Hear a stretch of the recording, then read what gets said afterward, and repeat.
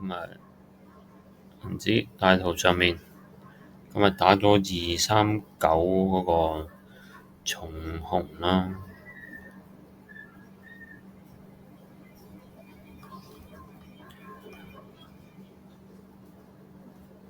咁跟住239咧都係之前啲平頂嚟嘅。咁同一時間就呢一個226同埋250之間嘅中軸位置啦，呢個位置穿穿插插換區，咁啊變咗突破區換區，咁變咗一個係重要阻力位嚟嘅。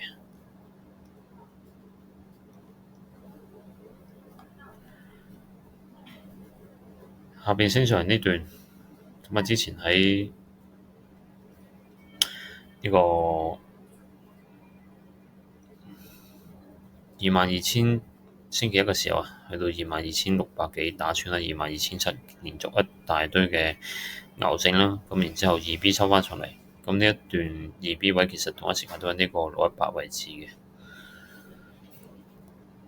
就跌咁啲先啦。咁見到升上呢段動能咧，抵消下跌嗰段噶啦。咁咧目前嚟睇咧，有機會係做個橫行啦，或者係一個上行通道啦。動能上同埋格局上咧，都係以向上為優勢嘅。咁可以見到之前嗰個星期一嗰日即刻就拉翻上嚟，收復咗個跌禁區啦。咁呢個跌禁區咧，同一時間都係之前嗰個1小時圖嘅呢個位置一個裂口同埋禁區嘅。用 HK30可以清晰見到個禁區位置啦。咁呢個禁區佔每一次、兩次、三次啦。第三次就向下突破，然後急速同一日收復上嚟，做一個淺回調踩到下。咁呢一個橫行底部嘅時候，就係咁樣咯。呢一個橫行區上面2B 落返嚟，做個2B 回測，一路打返落數呢個平底，之後喺個橫行底度做一個停動，然後急速收復。咁呢個當係2B啦，入返去橫行區。有橫行區之後，咁喺中軸就會做個回測，一個淺回調。咁啊，然後向上突破啦。咁退返入呢個大個橫區嘅時候咧，再一個突破巴形式向上，到咗呢個23,800，同一時間同前面嗰兩個頂部形成嘅三頂啦，三頂回返落嚟，咁呢個就係突破區再上，咁啊清咗上面嗰三個頂，清完之後，咁我見到個動能咧係有個陰燭嘅，咁但係呢個上升禁區咧就冇必即時收復啦，咁所以只能當橫行嘅，咁而當時咧嗰個橫行區域咧就係喺呢個位置咯。咁今日開始之前咧，見到個格局都係咁樣嘅，咁但係嗰個上返嚟嘅動能向上突破，然後陰燭收復，咁呢個變一假突破啦，落返嚟呢個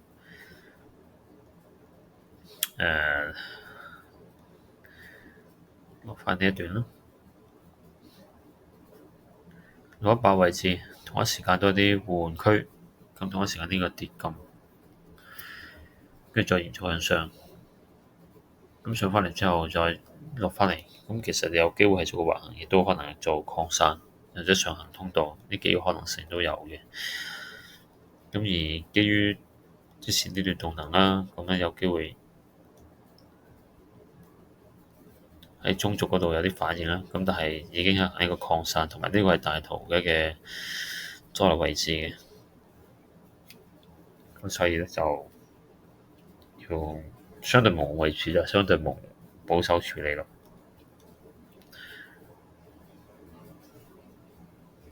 當郵件開局嘅時候咧，牛熊證上方紅240，下邊嗰啲牛咧要235啊、234啊，比較遠啲，咁所以接近上方比較近啲，而且動能上面都係陽燭收復呢個陰燭，咁所以向上為優先。咁見到佢橫區嘅時候咧，就會考慮佢如果落到橫行底嘅時候出雙底，或者向下之後向上，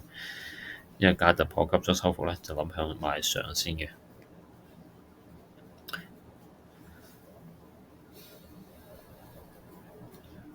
開始嘅時候咧，咁啊係冇 mark 到呢個區域嘅外，因為睇漏咗呢個位置咯。咁所以變咗操作嘅時候就有啲問題啦。咁呢個橫區跌咗先，開始見到915向下，915個930橫行。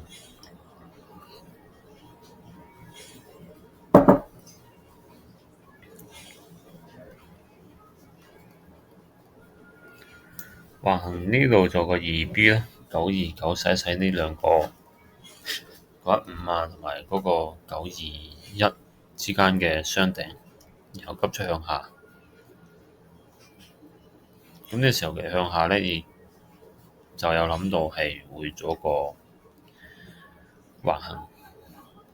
向下突破呢個突破區啦，跟住諗住做一個圍堵一即刻買跌打返呢個平底線嘅。咁但係嗰時操作唔知啦，個回測上面呢個太快啦，跟住到反應嘅時候佢已經落咗去個 R 就唔靚，所以就冇做到咯。咁判斷咗佢呢個位置係一個橫行，同埋呢個位置有機會做個買上嘅。咁但係睇佢嘅動能如何啦。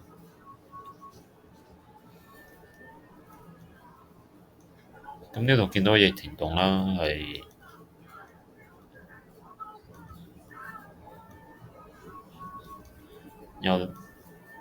有機會係一個橫底，同之前一開始諗嘅劇本有機會買上嘅。咁但係當時見佢未收復呢個禁區，諗住上去嘅時候做回調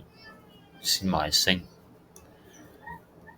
咁但係隨後咧，佢有一個急速上去嘅陽燭啦，咁冇機會再做嗰個跟進啦。咁於是等待啦。咁喺呢個位置度，嗰個阻力位置同埋呢個橫頂有機會做向上突破回測，或者假突破落返嚟，因為模糊嘅狀態，所以唔選擇入啦。除非係清晰見到向上突破巴，跟住再上，或者好強烈嘅2B 形態，咁佢冇出現得好明顯，所以就唔考慮入住。上嚟呢段啦，咁佢都係回調過深，已經否定下跌趨勢。呢個位置就係一個上升段100，知道佢有機會橫行嘅。咁但見到禁區有突破位置，咁呢度等咗個逆停動啦，少少偷步咁啊，直接切入咗。咁啊 SL 擺返呢個位置度，咁 TP 第一關係睇返呢個頂。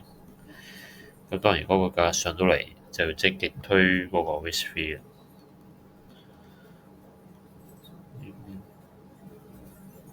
嗰時好彩就冇使到嘅，咁上返嚟嗰個切入位，咁但係咧上面再抽個針，跟住就向下突破就打咗呢個 SL 啦。咁呢個自己選擇願意接受呢個風險咯，所以就輸咗都冇問題咯。到去到橫行底一個底部嘅時候咧，呢度就有因為有啲偷步啦，咁啊嗰個逆停動未完全食得穿嘅時候咧，就做個切入，咁個 SL 擺低少少，好彩冇使到啦。咁然後見到佢有幾下喺度做一個停動窄幅橫行。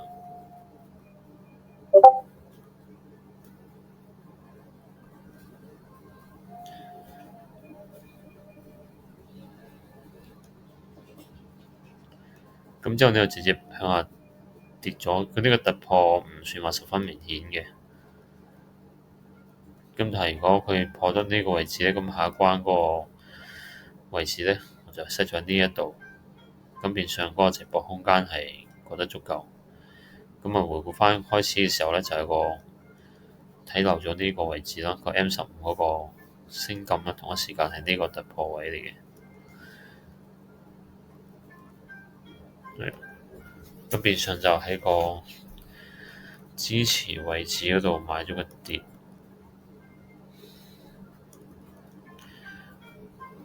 跟住佢再上翻嚟呢個位置向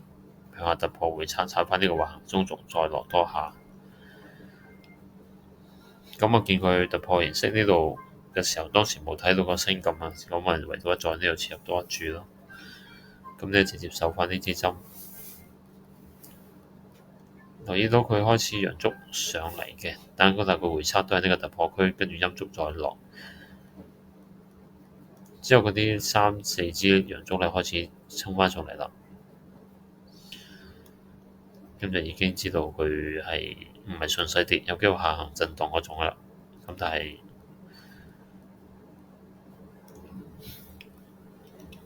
都係忽視咗呢個 M15嗰個區個威力啦，就冇即時反映到佢嗰百位置破結構，然後一個向上嘅 set。咁直接佢之後上去之後咧，先喺呢個禁區度做個掛盤。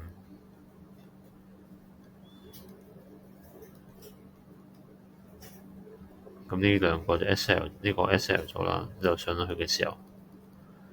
咁呢注同一時間 SL 埋啦。咁上到咁嘅狀態咧，咁已經係唔係一個順勢跌勢㗎啦。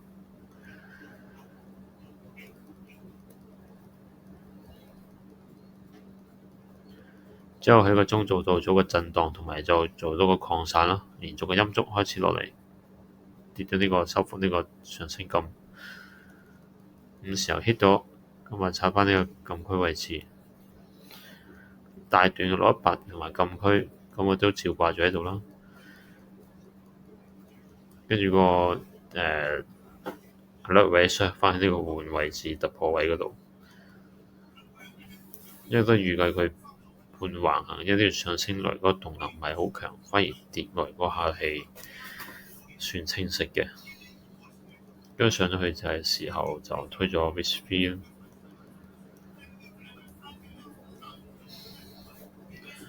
咁當時都做緊治療啦，咁喺個前頂度咧就冇機會食到，我都冇 set 到 TP。之後佢就直接攞翻去，我個 alert 嗰時 set 喺呢個位置272同埋呢個兩個頂嘅位置。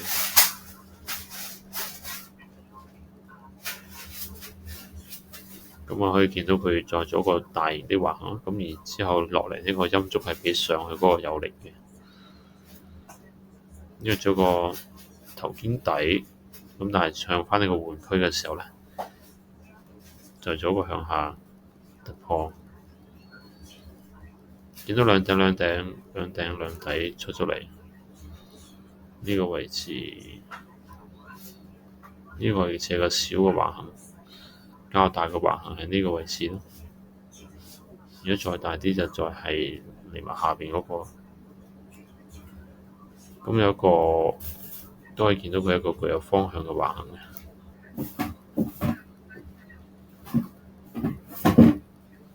行通道優先向上突破，佢就上返嚟，自然做返個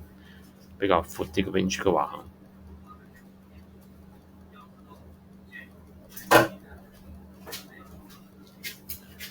呢個位置有反應啦，咁呢個位就係嗰個橫行區嘅2B 位，呢個2B位呢個係頂，咁啊2B 回測再落，咁啊下關就打返。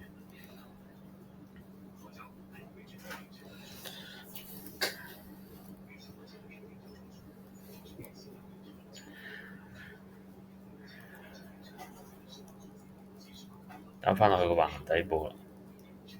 咁喺呢個橫行底部度一個假突破上返嚟，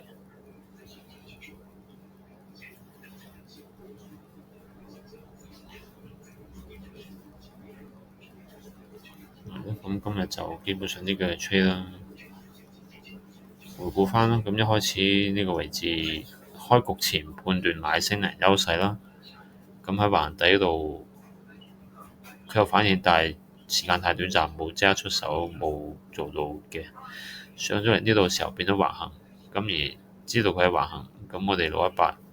選擇做咗呢個諗住做個趨勢，根本就冇出發到，咁啊願意接受呢個風險啦。知道輸係輸橫行咯。咁去到橫行底部嘅時候咧，咁呢度開局嘅時候，因為有 bias 係買升，所以就偏向係冇呢個風險切入嘅。即使佢呢個逆停動唔係十分明顯，咁最後佢喺個支持位置度做一個窄幅橫行向下突破，開嘅時候就諗向下突破回測啦，思路上係啱嘅，咁但係冇睇到呢個位置有個 M15禁區，變相就操作起上嚟嘅時候就唔夠保守咯。咁啊呢個位置嘅時候再加多注，咁最後佢再回測踩多下嘅。咁如果知道佢係 M15禁區嘅時候，呢度選擇唔會再立第二注啦，同埋會積極推嗰個 risk free 啦。之後留意到動能上嚟唔係特別強，咁但係破結構，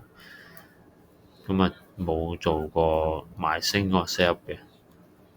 咁同一時間都係因為忽視咗呢個 M15嗰個威力，所以就冇做到。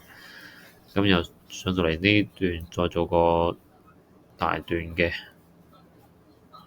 呢個細段618啦，同一時間呢個禁區啦，咁之後午市嘅時候切入咗之後咧，咁就最後覺得 hit 到呢個位置嘅，咁呢個下次可以優化下，即係要喺呢啲模糊市嘅時候直接將個 TP set 喺呢個位置，咁啊然後直接食，咁會相對好啲，1:7.8都 OK 嘅，之後落翻嚟都係繼續做嗰個震盪橫行。咁啊，下次做得好嗰啲，要進步地方就係開市前要再準備充足啲，由喺模糊嘅位置度要保守。